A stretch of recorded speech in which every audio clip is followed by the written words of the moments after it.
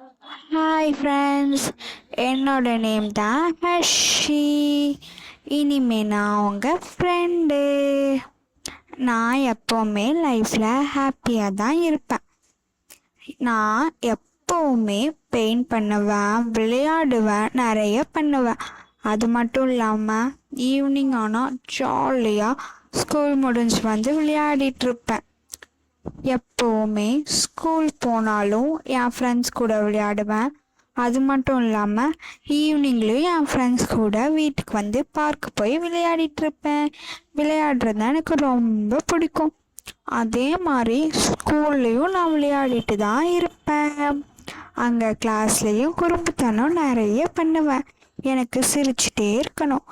வீட்டுக்கு வந்தாலும் அம்மாவுக்கு ஹெல்ப் பண்ணிக்கிட்டு அம்மா கிட்ட குறும்புத்தனம் பண்ணி விளையாடுவேன். ஒரு நாள் என் லைஃப்பில் ரொம்ப பேட் டே வந்துச்சு.